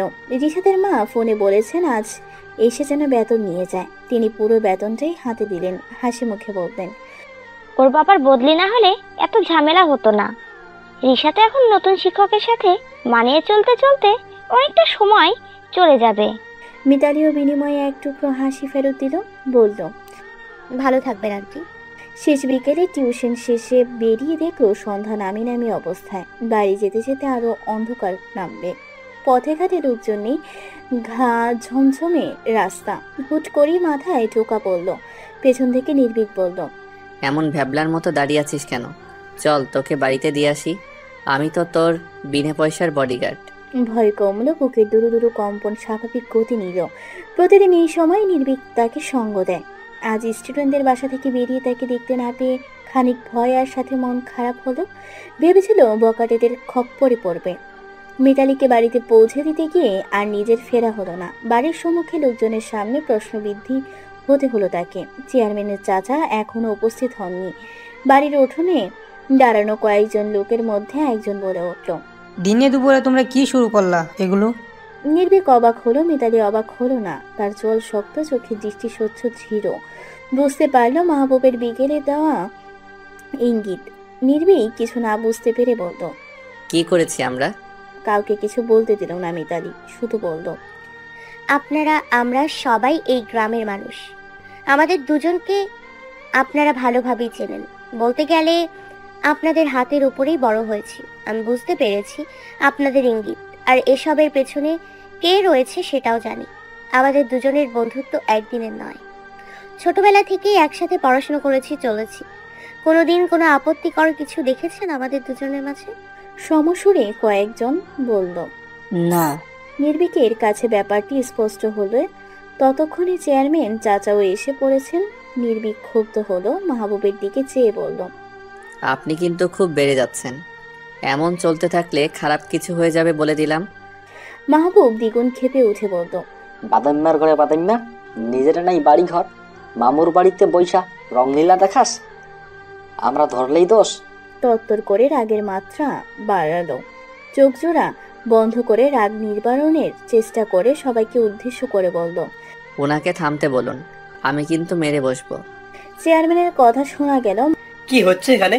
নির্ভীক, এখানে কি করছিস? মাহবুব লাফিয়ে উঠল যেন, বলল, আপনার ভাগ্নাকে সামলান চাচা। রাজা করে রাজ্যের বিচার, রাজার ঘরে অবিচার। আপনার ভাগ্না আর মিতালি যে ঘেঁষাঘেঁষি করে এটা দেখেন না? এসব করতে হলে মিতালিরে এই বাড়ি ছাড়তে হইব। আমি এমন নোংরামি বরদাস্ত করুম না। চেয়ারম্যান চাচা শান্ত হয়ে জিজ্ঞেস করলেন, কি করছে ওরা? মাহবুব বলল, দুজনের মেলামেশা আপনারাই দেখেন, আমি এইসব মানতে পারুম না। আমার যে মাইয়া বড় হইতাছে সেও তো মিতালির কাছ থেকে এসব শিখবো। অনেকেই মাহবুবের মতো মত দিল। ঠিক ঠিক। চেয়ারম্যান সাহেব বললেন, আমি তো ওদের খারাপ কিছু দেখছি না। তারা ছোটবেলা থেকেই একসাথে পড়েছে, চলাফেরা করছে, দুজনে খুব ভালো বন্ধু, এটাই সবাই জানে। এখন বন্ধুত্বকে যদি খারাপ বলে ওদেরকে শাস্তির ব্যবস্থা করি, তাহলে গ্রামে এমন অনেকেই পাওয়া যাবে যাদের বিবাহের পরেও এখনো বন্ধুত্ব আছে। তাহলে তাদেরকে কি করা উচিত? শুধু শুধু ঝামেলা কেন করছো? সবার উদ্দেশ্যে বললেন। যে যার কাজে যান। মাহবুবের টকটকে লাল চোখ জোড়াতে বলে দিচ্ছে সে কতটা খেপেছে। ভেবেছিল সবাইকে একজোট করে মিতালিকে বাড়ি ছাড়া করবে, এরপর কোনোভাবে আব্বার হাত থেকে আঙুলের ছাপ নিয়ে সম্পত্তি সব নিজের নামে করে নেবে। মাহা একপাশে জড়সড় হয়ে দাঁড়িয়ে রইল। নির্ভীক যাওয়ার আগে এগিয়ে গেল মিতালির কাছে, বলল, যদি এই লোক উল্টাপাল্টা কিছু করার চেষ্টা করে আমাকে সাথে সাথে ফোন দিবি। মিতালি নির্লস চেয়ে থেকে বলল, তুই বাড়ি যা। রাগ হলো নির্ভীকের। একবার বলল, কি হতো? আমি তোর উপর ভরসা করি, কিছু হলেই তোকে ডাকবো। রাগ চেপে বাড়ি ফিরল। মিতালি বাবা মাকে না দেখে মাহাকে জিজ্ঞেস করল, আব্বা মা কই? মাহা বলল, ভাবির বাবার বাড়িতে নাকি মেহমান আসবে, তাই আব্বার মাকে সাথে নিয়ে গিয়েছে। আমাকেও যেতে বলেছে, আমি যাইনি, কাল আসবে তারা। মিতালি হাসলো। আব্বার মাকে সরানোর মূল উদ্দেশ্য হলো তাকে ফাঁসানো। তবুও সে অবাক হলো, আব্বা পড়ে থাকলেও যে এসে ধরে না, সে কিভাবে অচল আব্বাকে ধরে বাবার বাড়ি নিয়ে গেল। সকাল সকাল আব্বার মাকে নিয়ে পিয়ালি বাবার বাড়ি থেকে ফিরল। চেহারায় তাকানো যাচ্ছে না। রোজি বেগম যেতে চাইছিল না। গতকাল পিয়ালি কেমন যেন বিরোহী হয়ে গেল। তার ব্যবহার এমন ছিল যে রোজি বেগম না করতে পারলেন না। ভাবলেন বউয়ের বুঝি সম্মতি হয়েছে, আস্তে আস্তে সংসারটা ঠিক হয়ে যাবে, কিন্তু তার আড়ালে কি হলো সেটা তো তিনি জানতেও পারলেন না। আর না, মিতালি কখনো বলবে মাহাকেও সাবধান করে দিয়েছে গতকাল সন্ধ্যার ব্যাপার নিয়ে যেন আব্বার মাকে চিন্তা না দেয়। ঝুমুরকে পড়িয়ে নির্বিকের কাছ থেকে টাকা নিল। মাহা স্কুলে গিয়ে ফর্ম পূরণের টাকা দিয়ে আসলো মাহাকে। সেখান থেকে ফেরি ড্রিমল্যান্ড মডেল স্কুলে পৌঁছালো। প্রথম দিনে ক্লাস সুষ্ঠুভাবে সম্পন্ন হলো। সমস্যা হলো বিকেল 4টা পর্যন্ত ক্লাস। 3:30 থেকে ঋতুকে পড়াতে হবে, আবার 4:45 থেকে 5:45 পর্যন্ত আরেকজনকে পড়াতে হবে। আজ আর ঋতুকে পড়ালো না। স্কুল থেকে বেরিয়ে নির্বিককে ফোনে জানিয়ে দিলেও ঋতুকে পড়ানোর সময় তার হবে না। ঋতুর মাকে যেন ম্যানেজ করে নিয়ে নির্বিক ঋতুর মাকে জানালো আজ মিতালি আটকে পড়েছে, আসতে পারবে না সে। রাতে ঘুমাতে গিয়ে চিন্তায় পড়লো মিতালি। বোনকে চিন্তিত হতে দেখে মাহা জিজ্ঞেস করে বসলো, কি হয়েছে তোমার? মিতালি বলল, কিছু না। মধ্যবিত্ত ঘরের মেয়েরা 15-16 বছর বয়সে অনেক কিছু বোঝে যায়। তাদের মস্তিষ্ক খুব প্রখর থাকে। মূলত পারিপার্শ্বিক পরিস্থিতি তাদেরকে বুঝদার বানিয়ে দেয়। মাহা জেদ ধরে বলল, আমাকে না বলে কাকে বলবে? আমি না তোমার বোন? কত মানুষ সুখ দুঃখ বলার জন্য একটা বোন আফসোস করে, আর তোমার বোন থেকেও বলছো না? মিতালি হেসে ফেলল। পর মুহূর্তে হাসি দীর্ঘশ্বাসে রূপ নিল। চিন্তিত সুরে বলল, সময়ের কারণে একটা টিউশন ছেড়ে দিতে হচ্ছে, অথচ বেতন ভালো। আপুর কথায় তারও ভীষণ মন খারাপ হলো। হুট করে তার মাথায় এক বুদ্ধি খেলে গেল। তীব্র উৎকণ্ঠা নিয়ে জিজ্ঞেস করল, তোমার স্টুডেন্ট কোন ক্লাসের? একই মুখ ভঙ্গিতেই জবাব দিল মিতালি। বলল, ঝুমুর ক্লাস 5-এ পড়ে, আর বাকি দুজন মাধ্যমিকের স্টুডেন্ট। মাহা চট করে এমন এক কথা বলল, ভারী অবাক হলো মিতালি। মাহা বলল, তোমার একটা টিউশনি আমাকে দিয়ে দাও। আমি একটা পড়ালে অন্য দুটো তুমি পড়াবে। ঝুমুকে আমি পড়িয়ে দিব, সময় তুমি ম্যানেজ করে নিও। বিস্মিত হয়ে জিজ্ঞেস করলো মিতালি, তুই পারবি? তোর তো সামনে পরীক্ষা, এত চাপ নেওয়ার দরকার নেই, নিজের পড়াশোনায় মন দে। মাহা প্রচন্ড বিরক্ত হলো। চোখ মুখ কুঁচকে বলল, আমি তো খারাপ ছাত্রী না। 1-1.5 ঘন্টা টিউশনের কাজে ব্যয় করলে কিচ্ছু হবে না। আমাকেও তো শক্ত হতে হবে, পায়ের তলার মাটি যাতে আঁকড়ে ধরতে পারি। জানো আপু, আমি না সবসময় চেয়ে এসেছি যেন তোমার মতো হতে পারি। খুব কঠিন নয়, তবে একটু আঘাতেই উড়ে যাব তেমনও নয়। মিতালি ভীষণ গর্ববোধ করলো মাহাকে নিয়ে। গোলুমোলু গাল দুটিতে আদরে হাত বুলিয়ে বলল, জীবনে সফল হতে হলে ঈগল হতে হয়, যে কথা না বলেও ধারালো নজরে ভরকে দিতে পারে, পাখা ঝাপটিয়ে আকাশে উড়তে পারে। তোতার মতো যত্রতত্র বুলি আওড়ালেই কিন্তু আকাশে ওড়া যায় না। কুকুরের মতো আচরণকারীদের সাথে কুকুর হওয়া মানায় না। তাদের সামনে একদলা থুথুই যোগ্য জবাব। মাহা বলল, বুঝতে পেরেছি। এই জন্য কি ভাবি গালমন্দ শুনেও তুমি চুপ থাকো? কেউ তোকে কটাক্ষ করলে চুপ থাকবি, যখন বিতর্কে যাবি তখন সে আরো বলবে, তোর সে এক ধাপ ওপরে থাকতে চাইবে। কিন্তু তুই যখন চুপ থাকবি তখন ধীরে ধীরে তার কটাক্ষের শব্দ ভান্ডার ফুরিয়ে যাবে, সে আর ওপরে উঠতে পারবে না। কি বলেছিলাম আমি? তোতা বুলি আওড়াতে পারলেও আকাশে উঠতে পারে না। মাহা গভীর মনোযোগে বোনের কথা শ্রবণ করল। সে বুঝল পৃথিবী এখনো চেনা বাকি তার। মাহা ঘুমিয়ে পড়ল। মুঠোফোনের শব্দে পেয়ে স্ক্রিন অন করলো মিতালি। নির্ভীক পাঠিয়েছে, একবার শুধু কবিতা হয়ে এসে দেখো, গোটা জীবন আবৃত্তি করব তোমাকে। মিতালি ফিরতি মেসেজ পাঠালো। কি এটা? অনেকক্ষণ পর টুংটাং শব্দ হলো। নির্ভীক লিখল, কবিতা শিমুল মোস্তাফা। রিশাদের মায়ের দেওয়া টাকা দিয়ে টুকটাক বাজার করেছে মিতালি। সকালে ঝুমুরকে মাহা গিয়ে পড়িয়ে আসে। সে সময়ে ঋতু মেয়েটাকে পড়িয়ে আসে মিতালি।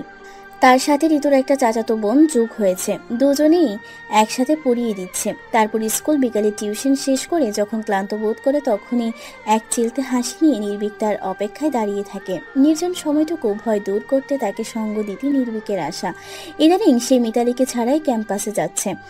নিজের ক্লাসের পাশাপাশি প্রিয়ার কাছ থেকে মিতালির জন্য নোট কালেক্ট করে দিচ্ছে।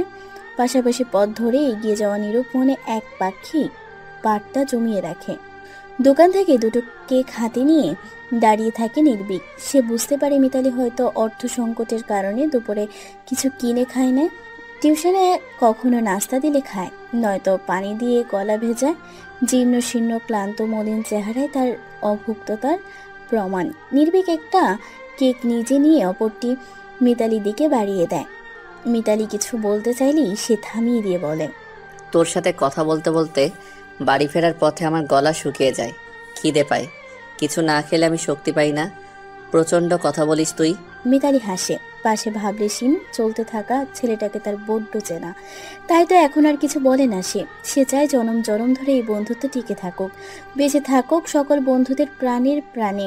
ক্লান্ত শরীর নিয়ে রান্না করলো মিতালি। ভেবে রেখেছে এখন থেকে রাতে রান্না করে রেখে পরের দিন সন্ধ্যা পর্যন্ত খাবে।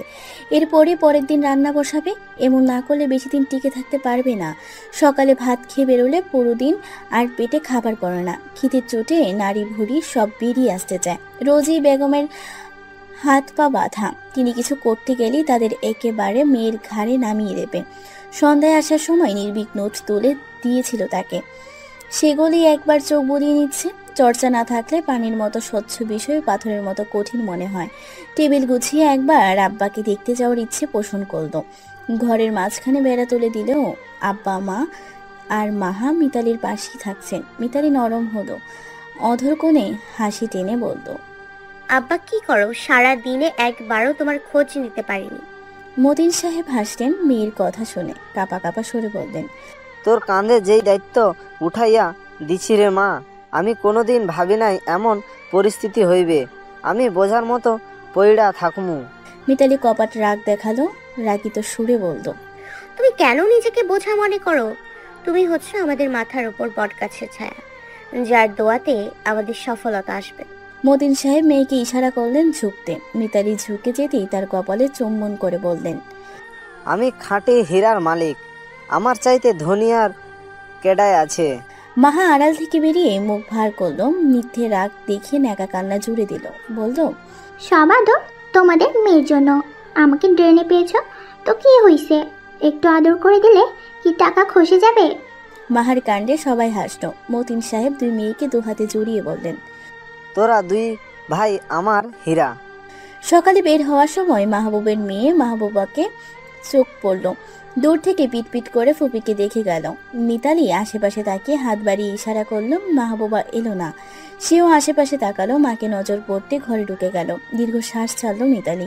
মেয়েটা আগে তার কাছে আসলো, ঝামেলা হওয়ার পর থেকে আসছে না। হয়তো কড়া সুরে না করে দিয়েছে। কথা না শুনলে মেয়েটাকে তুলে আছাড় মারতো দ্বিধা করবেন না মাহবুব। বৃহস্পতিবার হয়, আর বেলায় স্কুল করে বাড়ি ফিরল মিতালি। আগামী দিন শরীরটাকে বিশ্রাম দিতে পারবে ভেবেই একটু শান্তি লাগছে। সপ্তাহে 6টি দিন জুড়েই ধৈর্যচাপের উপর থাকতে হয় তাকে। সন্ধ্যার পূর্ব মুহূর্তে বাড়ি থেকে বেরোতে নিলেই নির্ভীকের মা পথ আগলে দাঁড়ান। নির্ভীক স্বাভাবিক প্রশ্ন ধরেই উত্তর দিল, একটু সামনের দিকে যাচ্ছি, আবার ঘুরে চলে আসব। মা বলেন, মিতালির লগে দেখা করতে যাস তাই তো? সেদিনও এই নিয়ে ঝামেলা বাঁধাইলি, কি দরকার আছে ওর লগে কথা কওনের? মা তুমি এসব বাদ দাও তো। ওই মাহবুবের কাজই হলো মানুষের পেছনে লাগা। তবু বাপ, আমি তো ঝামেলা চাই না। তোর বাপরে ছাইরা তোরে বুকে নিয়া পইড়া রইছি, কিছু একটা হইলে আমি আর বাসুম না রে আব্বা। কথা বলতে বলতে মুখে আঁচল চেপে কেঁদে ফেললেন নির্ভীকের মা। নির্ভীক মাকে আলতো হাতে জড়িয়ে ধরল, হেসে বলল, তুমি আমাকে নিয়ে তো চিন্তা কেন করো বলো তো?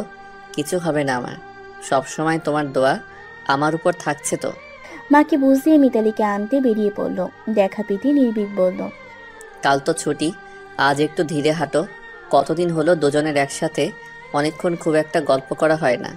মিতালি হাঁটার গতি কমালো, ধীর পায়ে এগোতে থাকলো। হঠাৎ নির্ভীক প্রশ্ন করল, মিতা, তোর কেমন ছেলে পছন্দ? মিতালি ভ্রু কুঁচকে বলল, হঠাৎ এই প্রশ্ন? নির্ভীক বলল, এমনিতে জিজ্ঞেস করলাম, কখনো জানা হয়নি তো তাই। মিতালি কিছুক্ষণ ভাবলো, অতঃপর বলল, সাদা মাটা, একটু অগোছালো, একটু দায়িত্বশীল। সে প্রেম নিয়ে নয়, সুখ নিয়ে আসুক। আমি বারবার তার প্রেমে পড়ব। সুখ মানে টাকা নয়, তার বক্ষস্থল যেন আমার শান্তির স্থান হয়। যেমন আমার বাবা কারি কারি টাকা না কামিয়েও আমাদের সুখে রেখেছেন। নির্ভীক অনিমেষ চেয়ে রইল। তাকে দেখার তৃষ্ণা এই জীবনে না ফুরাক। তাকে না পাওয়ার খাতায় রাখলেও ভালোবাসার অন্ত না থাকুক। যদি কখনো সময় আসে তাকে জানাবার ফিরিয়ে দেওয়া ভাঙা মন নিয়েও আজীবন ভালোবাসবে নির্ভীক। তার অপলক দৃষ্টি নজর কাটতেই মিতালি ভ্রু উঁচিয়ে শুধালো, কি? নির্ভীক দুপাশে হালকা মাথা দুলিয়ে হেসে ফেলল। একটা কবিতা বলি। কবিতা শোনাই যায়। তুই কিন্তু আগে এমন ছিলি না। এই বছর দেড়েক হবে কবিতা নিয়ে বেশ ঘাটাঘাটি করছিস। আনমনে বলল নির্ভীক।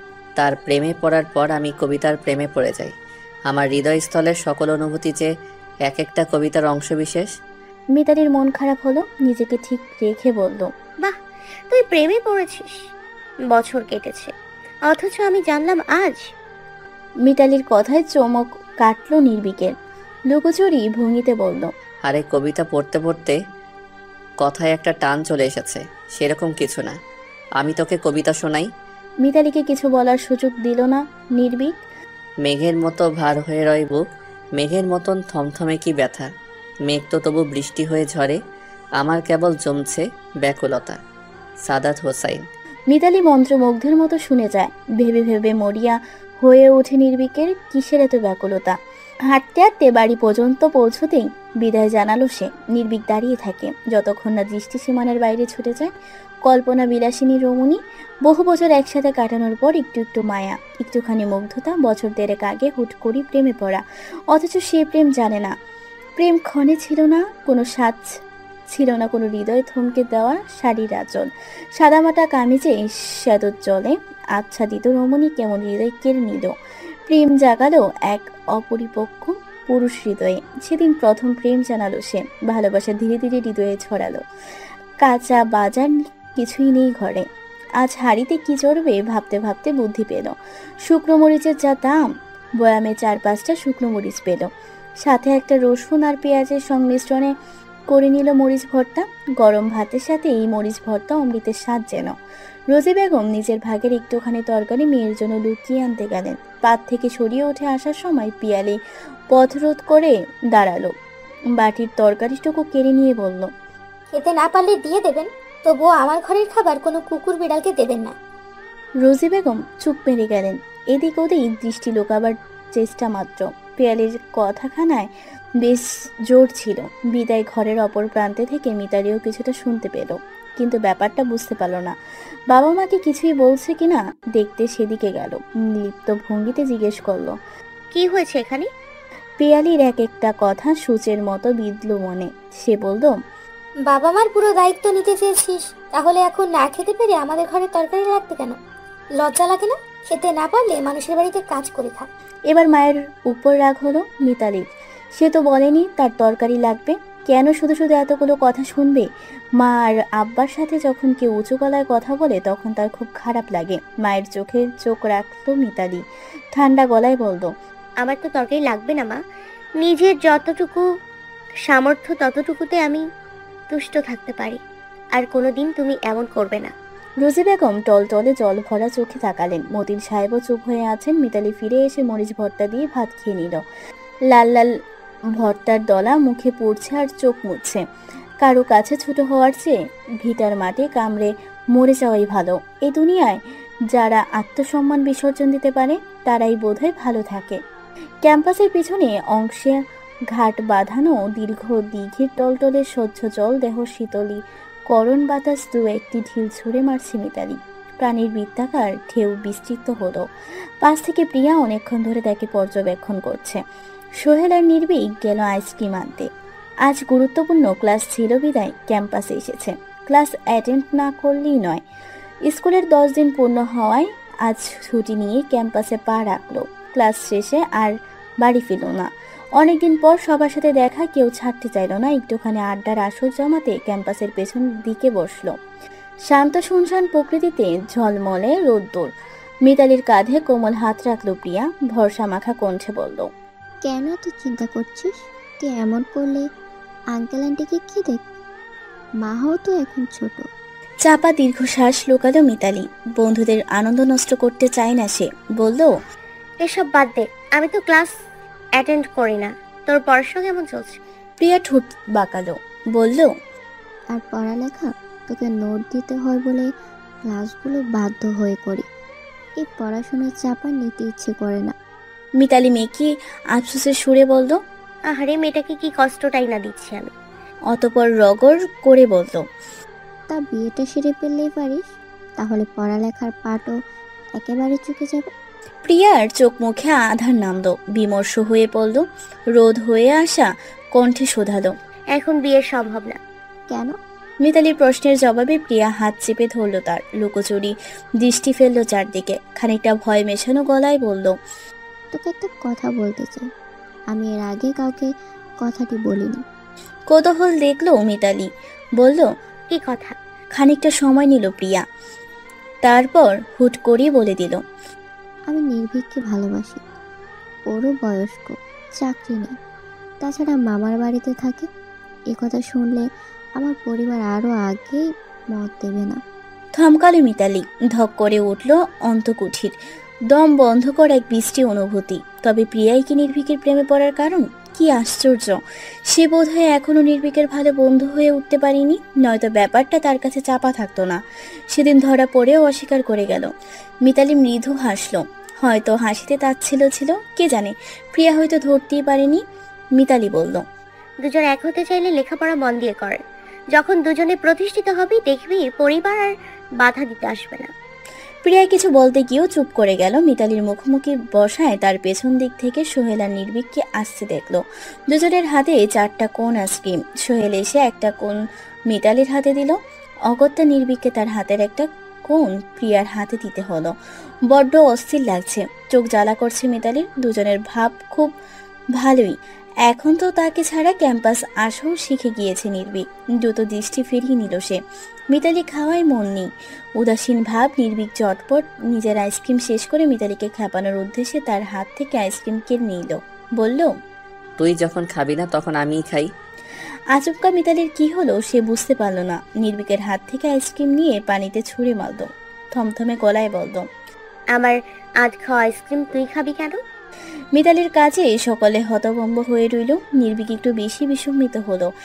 এমন কত খাবার দুজনে ভাগাভাগি করে খেয়েছে, আজ কি এমন হলো মিতালির? মিতালি দাঁড়িয়ে বলল, তোরা থাক, আমি বাড়ি যাব। নির্ভীক একটু আগের ব্যাপারটা গায়ে মাখলো না, ভাবলো মিতালি পরিবার নিয়ে চিন্তিত, তার মন ভালো করার জন্য বলল, এখন বাড়ি যাবি কেন? আজ সবাই মিলে আশেপাশে ভালো করে ঘুরবো, আবার কবে সুযোগ পাবো? মিতালি নির্ভীকের দিকে না তাকিয়েই বলল, তোরা যা, আমি তো না করিনি, আমার কাজ আছে বাড়িতে। নির্ভীক বলল, তাহলে চল দুজনে একসাথে বাড়ি যাই। প্রিয়া মন খারাপ করে বলল, তুইও চলে যাবি? মিতালির দিকে তাকিয়ে অনুনয়ের সুরে বলল, একটু থাক না মিতা, প্লিজ। প্রিয়ার চোখের ইশারা করে অনুনয়ে আর না করতে পারল না মিতালি, বলল, আচ্ছা যাচ্ছি না আমি। জেলা সদর থেকে একটু গ্রামের দিকে প্রবেশ করলো তারা। নীল আকাশে নিচে সবুজের সমারোহ, বিভিন্ন সবজির বাগান, রাস্তার দুপাশে ফসলি জমি। প্রিয়া লাফিয়ে উঠল, নির্ভীকের হাত ধরে বায়না করল, আমার এখানে ছবি তুলবো, প্লিজ প্লিজ প্লিজ। নির্ভীক হাত ছাড়িয়ে নিয়ে বলল, আচ্ছা ঠিক আছে, তুই মিতাকে নিয়ে দাঁড়া, আমি তুলে দিচ্ছি। নির্ভীক প্রিয়া আর মিতার অনেকগুলো ছবি তুলল। প্রিয়া একা পোজ দিয়েও নিজের আলাদা কতগুলো ছবি তুলে নিল। যদি নির্ভীক সন্দেহ না করে তাই আলাদা আলাদা সোহেল নির্ভীক দুজনের সাথেই ছবি তুলল। নির্ভীক বলল, মিতা তুই দাঁড়া, আমি তোর কয়েকটা ছবি তুলে দেই। মিতালি না করে দিল। লাগবে। সোহেলের হাতে ফোন ধরিয়ে দিয়ে মিতালির পাশে দাঁড়ালো নির্ভীক। সোহেলের উদ্দেশ্যে বলল, আমাদের দুজনের ছবি তোল। মিতালি বিরক্ত হয়ে সরে যেতে নিনি নির্ভীক জোর করে দাঁড় করালো। পাশাপাশি ক্লোজ হয়ে কয়েকটা ছবি তুলে নিল। নির্ভীকের অধর জোরে হাসি থাকলেও মিতালির ছিল মুখ ভার। দুজনকে একই ফ্রেমে দেখে হাসলো নির্ভীক, মুখ ভার করে রাখলো। ভীষণ মিষ্টি দেখাচ্ছে মিতালিকে। পকেটে ফোন গুজে মিতালির পাশে দাঁড়ালো। প্রিয়া নিজের ছবি দেখতে ব্যস্ত, সোহেলও একই কাজ করছে। নির্ভীক ডিমে সরে বলল, মন এখনো ভালো হয়নি দেখছি, কবিতা শুনবি? মিতালি ঠুটে ক্ষীণ হাসি টেনে বলল, যার জন্য কবিতা ধরেছিস তাকে না শোনাতে পারলে জীবন বৃথা যাবে তোর। আমাকে কেন কবিতা শোনাতে চাইছিস? নির্ভীক হু হু করে হেসে ফেললো, বলল, যার জন্য কবিতা ধরেছি তাকে তো অবশ্যই শোনাচ্ছি।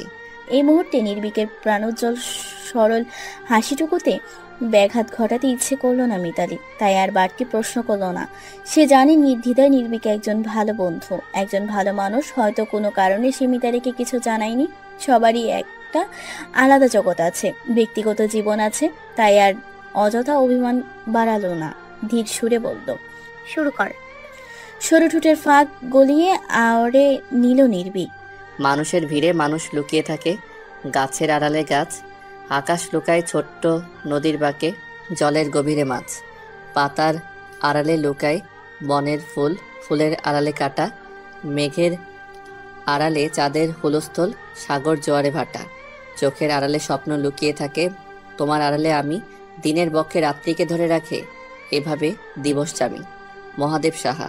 মিতালি ভ্রু কুচকে বলল, তোর কি সবসময় রোমান্টিক কবিতা আবৃত্তি করতেই ভালো লাগে? নির্ভীক অসহায় বোধ করলো, যার জন্য আবৃত্তি করলো সেও কেমন প্রশ্ন করে বসলো।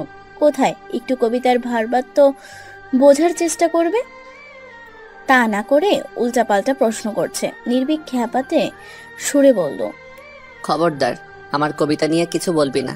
আমার যখন যেমন আবৃত্তি করতে ইচ্ছে হবে আমি তেমনই আবৃত্তি করব। মিতালি এতক্ষণে প্রাণ খুলে হাসলো, নির্ভীককে খেপাতে বলল, কি বিশ্রী আবৃত্তি। রাখতে গিয়েও হেসে ফেললো নির্ভীক। মিতালির মাথায় টোকা মেরে বলল, বিশ্রী হলেও তোকে শুনতে হবে। বন্ধুদের বিদায় দিয়ে বাড়ি না ফিরে সোজা টিউশনে গেল মিতালি। সন্ধ্যার সময় নির্ভীককে যথারীতি দাঁড়িয়ে থাকতে দেখলো। পরের দিন সকালে স্কুলে গিয়ে থমকে গেল মিতালি। মস্তিষ্কে শূন্য লাগছে, সামনের দিকে কিভাবে কি করবে সে ভেবে পেল না। আজ তার চাকরি কনফার্ম হওয়ার কথা ছিল। বিগত দিনগুলোতে মিতালি বেশ প্রশংসা শুনেছে নিজের, সে সর্বোচ্চ চেষ্টা করেছে স্টুডেন্টদের কিছু শেখানোর। ধরে নিয়েছিল চাকরিটা তার কনফার্ম হবে। স্কুলের প্রধান মিরাজুল হক বললেন, তোমার ক্লাস আমি দেখেছি, খুব দক্ষতা আর নিষ্ঠার সাথে তুমি বাচ্চাদের পড়াচ্ছ, কিন্তু আমি দুঃখিত ভীষণ, শিক্ষক কোটা পূরণ হয়ে গিয়েছে, পরে কখনো কোটা খালি হলে তোমাকে জানাবো। মিতালির গলা ধরে আসলো। কোনোভাবে মিরাজুল হকের সামনে থেকে বেরিয়ে আসছি, দরজার সামনে সুমনার সাথে দেখা হলো। এখানেরই একজন শিক্ষিকা, মেয়েটা ভীষণ মিশুক। সে বলল, মিরাজুল ছাড়া কোনো এক আত্মীয়কে চাকরিটা দেয়া হয়েছে, অথচ তাকে যাচাই বাছাই করা হলো না। মিতালি মৃদু হেসে বলল, চাকরিটা আমার ভাগ্যে ছিল না। আর কথা বাড়ল না। সুমনার ভীষণ খারাপ লাগছে। একজন যোগ্য লোককে হারালো এরা। আজকাল যোগ্য লোকের কদর নেই, টাকার মামা খালু থাকতেই চলে। একা একই পথ ধরে হাঁটছে মিতালি। ভীষণ কাঁদতে ইচ্ছে করছে তার। দুদিন পরই আব্বা আম্মা মাহার খাওয়া শেষ হবে মাহবুবের ঘরে। সে কিভাবে সব সামলাবে? বাড়ি ফিরতেই মা বললেন, চোখ মুখ এমন লাল হইয়া আছে কেন? আর আই যত তাড়াতাড়ি চলে আসলি যে? মাথা ব্যথা করছে বলে পাশ কাটালো মিতালি। কাঁথা মুড়ি দিয়ে শুয়ে পড়ল। নীরবে অশ্রু বিসর্জন দিচ্ছে। কিছু না যেতেই ওষুধের বক্স হাতিয়ে একটা নাপা ট্যাবলেট নিয়ে আসলেন রোজি বেগম। বললেন, ওঠে ওষুধটা খায়ালো। মিতালি কণ্ঠ স্বাভাবিক রেখে বললেন, রেখে যাও, আমি খেয়ে নিব। দুপুরে আর রান্না করলো না। গতকালের মরিচ ভর্তা গরম করে রেখেছিল, সেটা দিয়ে পানি ভাত খেয়ে নিল। রিশাতের মায়ের দেওয়া সব টাকা খরচ করেনি। 500 টাকার টুকটাক মুদি বাজার করেছে, বাকি আছে 1000 টাকা। দুদিন পর আব্বা আম্মার খাওয়া আসলে কাঁচা বাজার আর মাছ নিয়ে আসবে। পাশের রুম থেকে আব্বার স্পষ্ট আর্তনাদ শোনা যাচ্ছে। মাহবুব নাক ডেকে ঘুমাচ্ছে। মায়ের অস্পষ্ট সুর শুনতে পেল মিতালি। তিনি চাপা সুরে মতিন সাহেবকে বলছেন, এমন কপাল লইয়া আইসস কেন দুনিয়াতে? শেষ বয়সটা সুখ কইরা যাওয়ানের কপাল আমাকে নাই? মতিন সাহেব চাপা আর্তনাদের সাথে হু হু কান্নার শব্দ তুলে বললেন, আল্লাহর কাছে কও আমি যাতে তাড়াতাড়ি দুনিয়ার বিদায় দিতে পারি। দরজার পাশে দাঁড়িয়ে চোখের পানি ছেড়ে দিল মিতালি। বাবার কাছে কিছুক্ষণ বসবে বলে আসলো, আর ভেতরে ঢুকলো না। মাহার পাশে গিয়ে শুয়ে পড়ল। তার হাতে কিছুই নেই। মুখে ওড়না চেপে কান্না রোধ করার চেষ্টা করে ভাবল, নিম্ন মধ্যবিত্তদের জীবনে এত কঠিন কেন? চেয়ারম্যান বাড়িতে খুশির আমেজ, হই হুল্লোড়ে মেতে আছে ছোট বড় সবাই। বাহারি পদে রান্না চড়ছে হাঁড়িতে। বাড়ির মেজো ছেলে ইশরাক বাড়ি ফিরছে দীর্ঘ সময় পর। চেয়ারম্যান সাহেবের 2 ছেলে হলো। নির্ভীক সহ বাড়িতে মোট 3টি ছেলে রয়েছে। সে আজ দৌড়চাপের উপর আছে। ভাই বাসায় আসছে, মামা মামি এটা ওটা আনতে বাজারে পাঠাচ্ছে। মিতালির সাথে দেখা করার ফুরসত নেই। গতকাল মামিকে নিয়ে ডাক্তার দেখাতে গিয়েছিল বিদায় সন্ধ্যায় দেখা হয়নি। কয়েক বছর পূর্বে IELTS কোর্স করে বিদেশে অ্যাডমিশনের জন্য চলে যায় ইশরাক। তার দীর্ঘদিনের অক্লান্ত পরিশ্রমের ফল নিয়ে আজ দেশের মাটিতে পা রাখছে। আলেয়া বেগম বেজায় খুশি। কতদিন পর স্বচক্ষে ছেলেটাকে দেখবেন। এলাকার ভাঙা রাস্তা ধরে সকালে টিউশনে পৌঁছালো মিতালি। চাকরি না পাওয়ার দুধ সংবাদটি মোটেও নির্ভীককে দিতে ইচ্ছে করল না। ঋতু জিজ্ঞেস করল, ম্যাম, স্যার কেমন আছেন? মিতালি ছোট করে উত্তর দিল। ভালো। ম্যামের মন মেজাজ ভালো নেই বুঝতে পেরেই ঋতু আর প্রশ্ন করলো না। সংসার কিভাবে সামলাবে, চাকরি কোথায় পাবে, মস্তিষ্ক এসব ছক কষতে কষতে অঙ্ক ভুল করে বসলো মিতালি। বুঝতে গিয়েই নিজের ভুলটা চোখে পড়ল। ঋতুর চাচাতো বোন কিছু বলতে গেলেই সে হাত ধরে থামিয়ে দিল, নিজ থেকেই বলল, ম্যাম, আপনাকে আজকে ক্লান্ত দেখাচ্ছে, বেশি পড়াতে হবে না, বাড়িতে গিয়ে রেস্ট করুন। মিতালি খানিকটা হাসলো। সে এতটা ফাঁকিবাজ শিক্ষক হতে চায় না, তাই বলল, আমি ঠিক আছি, তোমরা দুজন পড়াই মন দাও। হেঁটে হেঁটে দেয়ালে টাঙানো বিজ্ঞাপন দেখলো, কোনো আশানুরূপ ফল পাচ্ছে না, তাই যোগ্যতা অনুযায়ী ভালো চাকরি এই মুহূর্তে পাবে না। পুরোদিন অসহায় হয়ে পথে ঘুরে বেড়ালো সে। বাড়ি ফিরলো 3টায়। গোসল ছেড়ে না খেয়েই আবারও বেরিয়ে পড়লো। মা যখন খাওয়ার কথা জিজ্ঞেস করলো তখন মিথ্যে বলল মিতালি। বন্ধুদের সাথে দেখা হয়েছে, সবাই একসাথে দুপুরে খেয়ে নিয়েছি। রোজি বেগমের বোধহয় বিশ্বাস হলো না মায়ের চোখ। মেয়ের শুকনো মুখ দেখেই সব আন্দাজ করে নিলেন। মায়ের তুখোর দৃষ্টি এফোর ওফর করতে পারল না মিতালিকে। দীর্ঘশ্বাস ফেলে বলল, বাঁচতে হলে আরো অনেক কিছুই সহ্য করতে হবে মা, দেখো একদিন ঠিকই সুখ ধরা দেবে। মিতালি বেরিয়ে যেতে রোজি বেগম চোখের পানি ছেড়ে দিলেন। পিয়ালি এসেই ঝাঁঝালো সরে বলল, এত নাটক কিভাবে যে করতে পারেন? দুপুরের এটো বাসনগুলো ধুয়ে আসুন যান। এতগুলো মানুষের রান্নার পেছনে গরুর বলদের মতো খাটতে খাটতে কোমর ধরে গিয়েছে। বাসন ধুতে গিয়ে ভাবলেন রোজি বেগম, এমন করে তো সংসার চলে না। ওদের সাথে থেকে না নিজের সুখে থাকছেন, আর না মেয়েটা ঠিক মতো দুটো রান্না করে খাচ্ছে। বিকেলেই বের হলেন তিনি। 3টে বাড়ি ফারাক চতুর্থ এক আলিশান বাড়ির সামনে দাঁড়ালেন। ভেতরে প্রবেশ করে স্বাভাবিক আলাপ চললেও এক সময় রোজি বেগম ইনিয়ে বিনিয়ে বোঝালেন তিনি এই বাড়িতে কাজ করতে চান। বাড়ির বউ খানিকটা অস্বস্তি বোধ করলো। এতদিন প্রবল আত্মসম্মান বোধ নিয়ে চলা নারীটি আজ অসহায় হয়ে তাদের বাড়িতে কাজ করতে চায়। নীলার ভেতরকার অবস্থা বুঝতে পেরেই রোজি বেগম আরো ছোট হয়ে গেলেন। ধরা গলায় বললেন, আমার মায়া গো, কষ্ট আর সহ্য হয় না মা। নীলার নিজেকে কেমন ছোট লাগছে। এই নারীটিকে ছোট হতে দেখলে তারই খারাপ লাগবে। সে এক দারুণ সিদ্ধান্ত নিল। বলল, চাচি, আপনি প্রতিদিন সকাল বিকালে এসে আমার শাশুড়িকে একটু সঙ্গ দেবেন। এটা ছাড়া আপনার বাড়তি কোনো কাজ নেই। বাকি সময়টুকু আপনি চাচাকে দেখবেন। রোজি বেগম হাত জোর করে কৃতজ্ঞতা প্রকাশ করলেন। কাজের পাশাপাশি নিজের অসুস্থ স্বামীকেও দেখার সুযোগ পাচ্ছেন। কয়েক বছর পর আজ চোখের সামনে নিজের শৈশব কাটানো বাড়িটিকে দেখতে পাচ্ছে ইশরাক। দরজার সামনে দাঁড়াতেই ভেতরে দ্রিম দ্রিম হাতুড়ি পেটার শব্দ হলো। আলিয়া বেগম ছেলে ফেরার অপেক্ষায় মুখিয়ে আছেন দরজা খুলতে। কলিং বেলের শব্দ পেয়ে আর দেরি করল না, ছুটে গিয়ে দরজা খুলে দিলেন। নির্বিকের পেছনে দাঁড়ানো নিজের নারী ছেলে ধনকে দেখে দু চোখ জোড়ালেন। সজল নয়নে তাকিয়ে থাকতেই নির্বিক সরে গেল। ছেলেকে জড়িয়ে ধরে হাওমা করে কাঁদলেন আলিয়া বেগম। ইশরাক মাকে জড়িয়ে সামনে হেসে গেল। আলতো করে মায়ের কপালে ঠোঁট ছুঁয়ে বলল, এভাবে কাঁদলে হবে? আমি তো ফিরে এসেছি তোমার বুকে। আলিয়া বেগম চোখ মুছে বললেন, এবার আর কোথাও যাইতে দিব না তোরে। ইশরাকের ঠোঁটে আবারও চমৎকার হাসি খেলে গেল। আচ্ছা, রেখে দিও তোমার কাছে। একে একে ভাবি ফুপু সবার সাথে কথা বলে মালিহার কাছে গেল। হাঁটু মুড়িয়ে নিচু হয়ে বসলো। ছোট তুলতুলে মেয়েটিকে কোলে তুলে নিয়ে মিষ্টি করে বলল, আমার ছোট আম্মুটা কেমন আছে? মালিহা আপ্লুত হলো। চোখ পিটপিট করে তাকিয়ে দেখলো চাচ্চুকে। ভিডিও কলে দেখলো আজ সরাসরি দেখে একটু ভোরকালো। কথা বলে সহজ হতে একটুখানি সময় নিল। ইশরাক মালিহার নরম নাকের ডগায় ঠোঁট ছুঁয়ে দিয়ে বলল, আম্মু কি আমার সাথে কথা বলবে না? মালিহা এবার কথা বলল। ছোট করে উত্তর দিল, তুমি আমার জন্য কি এনেছো? মালিহার কথায় সবাই হেসে ফেললো। ইশরাক মুখ ছোট করে ভুলে যাওয়ার ভান করে বলল, ইস, আমি তো এই আম্মুটার কথা ভুলে গেছি। সবার জন্য গিফট আনলেও তোমার জন্য আনতে ভুলে গেছি। মালিহা গাল ফুলিয়ে বলল। আস্তে আস্তে ফুপিয়ে উঠতেই চমকে দেওয়ার মতো ইশরাক বলল, আমার ছোট আম্মুটার জন্য চকলেট আর অনেকগুলো খেলনা নিয়ে এসেছি। মালিহা একবারে সহজ হলো। তাকে নামিয়ে ইশরাক ঘরে গিয়ে দেখলো সব পছন্দ মতো গোছানো। এটা মায়ের কাজ ভেবেই হাসলো। গোসল সেরে এক্ষুনি কোনো খাবার নিল না। নির্বিক ঝটপট শরীরে শার্ট জড়িয়ে বেরিয়ে পড়ল। কাল বিকেল থেকে আজ সারাদিন মিতালির সাথে দেখা নেই। মিতালি সব স্টুডেন্টের বাসা থেকে বেরিয়েছে। সামনে নির্বিককে দাঁড়িয়ে থাকতে দেখলো। কিছু বাজার করার আছে। আজ হাটের তারিখ, তাজা সবজি আসবে বাজারে।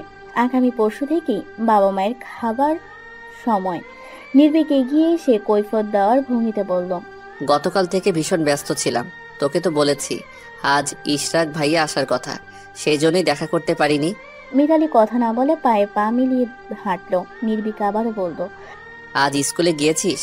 হাঁটতে হাঁটতে নির্বিকার ভঙ্গিতে জবাব দিল মিতালি। না, চাকরি হয়নি। আশ্চর্য হলো নির্ভীক, চোখ মুখ রাজ্যের বিস্ময় নিয়ে বলল, মানে? সমস্ত ঘটনা ব্যাখ্যা করলো মিতালি। নির্ভীক খানিকটা রাগাত সুরে বলল, এরা পেয়েছেটা কি? চাকরিতে নেবে না আগে বললেই পারতো। তাছাড়া তুই এ কথা আমায় কাল জানালি না কেন? তোর সাথে দেখা হয়নি। নির্ভীক বিরক্ত হলো, ভ্রু কুঁচকে বলল, আমার নাম্বার কি তোর কাছে নেই? মিতালি হালকা হেসে বলল, নাম্বার আছে, ব্যালেন্স নেই। আর কথা বাড়ালো না নির্ভীক, এই ব্যাপার বাদ দিয়ে বলল, এখন কি করবি ভেবেছিস? জানি না, আজ টিউশন টাইম ছাড়া পুরো দিন চাকরির বিজ্ঞাপন খুঁজেছি। নির্ভীক নিজেও চিন্তিত হলো। মিতালি বলল, তোর সময় হবে, আমি একটু বাজার করব। সাই দিয়ে নির্ভীক মিতালির সঙ্গে গেল। ঘুরে ঘুরে কম দামি মাছটিই কিনল। অথচ কোন মাছ খাওয়ার কথা বললে কষ্ট হলো। বাবা বড় সাইজের মাছ কেনার চেষ্টা করতেন। মাছের টাকা পরিশোধ করে দরদাম করে কিছু সবজি নিল। সময়টা সন্ধ্যার পর গড়ালো।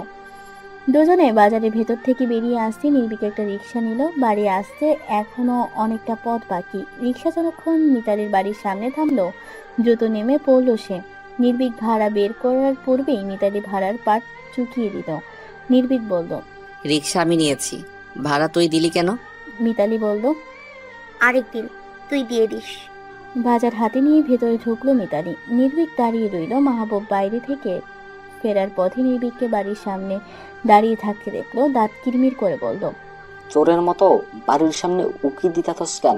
তোরা তো সাধু সন্ন্যাসী, শোক করস না। তাহলে রাত বিরাইতে এগুলা কি? গ্রামের মানুষ ডাকুন নাকি? কথা বাড়াতে গিয়েও থেমে গেল নির্ভীক। এমনিতেই মিতালি দুশ্চিন্তায় আছে, সে শুধু শুধু ঝামেলা বাড়াতে চায় না। এক পর্যায়ে সেখানে মিতালির নামটাও উঠে আসবে।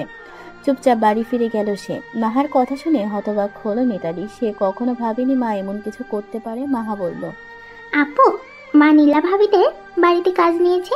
সকাল বিকাল তাদের বাড়িতে চাচির দেখাশোনা করবে। আমি না করেছি, অথচ আমার কথা শোনেনি। মিতালি অস্ফুট সুরে বলল, তোকে এসব কে বলেছে? রুম্পা বলেছে, তার ভাবির সাথে মায়ের কথা বলার সময় সে শুনে নিয়েছে। মিতালি সোজা মায়ের কাছে গেল। কৈফত চাওয়ার ভঙ্গিতে বলল, কি শুরু করলে মা? আমি কি মরে গিয়েছি? শেষমেশ তুমি অন্যের বাড়িতে কাজ নেবে? আমি বেঁচে থাকতে তোমাদের এই দিন দেখতে হবে? রোজি বেগম গম্ভীর হলেন। মেয়েদের সাথে সব ব্যাপার নরম হওয়া মানায় না। মা হিসেবে তার দায়িত্ব সংসারটাকে আগলে নেওয়া। তাই কাট সুরে জবাব দিলেন, আমি ভাবনা চিন্তা করেই সিদ্ধান্ত নিছি, এখন আর রান্ধন লাগবো না। আমি রম্পাকো বাড়ি থেকে তোর জন্য ভাত আইনা থুইছি, খাইয়া ঘুমায় যা, সকালে আবার টিউশনে যাইবি। মিতালি নিজেকে খুব তুচ্ছ মনে হলো। মা তার জন্য অন্যের বাড়ি থেকে চেয়ে ভাত নিয়ে এসেছে, সে বাড়িতে কাজ করবে। অশ্রু সজল চোখে মাকে বোঝালো, মা তুমি এটা করতে পারো না, নিজের আত্মসম্মান বিসর্জন দিতে পারো না তুমি। অতঃপর বাবাকে ছুঁয়ে বলল, আব্বা তুমি কিছু বলবে না আম্মাকে? মতিন সাহেবের চোখের কার্নিশ পেয়ে জল গড়ালো। রোজি বেগম শক্ত হয়ে বললেন, আমি তো চুরি করতেছি না, কম কইরা খাইতে লজ্জা কিসের? অভুক্ত মরা চাইতে কম কইরা খাওয়া ভালো না। মিতালি চোখ মুছে বলল, তুমি যদি নিজের সিদ্ধান্ততে অটল থাকতে চাও তবেই থাকো। আমি কালই বাড়ি থেকে বেরিয়ে যাব, যেদিকে দু চোখ যায় যাব। জীবনে কখনো আবার দেখা পাবে না। রোজি বেগম ভেঙে পড়লেন, এই মেয়ে কেন বোঝে না যাদের টাকা নেই তাদের এমন কঠিন আত্মসম্মান থাকতে নেই। পরিস্থিতি মানুষকে কতটা অসহায় বানিয়ে ফেলে। মতিন সাহেব বিছানায় শুয়ে থেকেও আল্লাহর কাছে প্রার্থনা করেন স্ত্রী কন্যাদের জীবনে শীঘ্রই সুখ আসুক, এত কষ্ট না দেখিয়ে তার মৃত্যুটা হয়ে যাক। মাহা ফুপিয়ে কান্না করছে, আমাদের জীবন এমন হয়ে গেল কেন আপু? আমি পড়াতেও মন বসাতে পারি না। বোনকে বুকে চেপে ধরে মিতালি আদরে সুরে বলল, তোর কিসের চিন্তা? সব ভাবার জন্য আমি আছি তো, তুই শুধু লেখাপড়ায় মন দে। মাহা বুকে মাথা রেখেই বলল, সব ভাবার জন্য আমি আছি তো। কথাটা বলে আমাকে সান্ত্বনা দেওয়ার মতো তো তুমি আছো, কিন্তু তোমাকে সান্ত্বনা দেওয়ার মতো কে আছে? ভাদ্র মাসের পূর্ণিমা আকাশে মস্ত বড় রাজকীয় চাঁদের ঝলমলে আলো।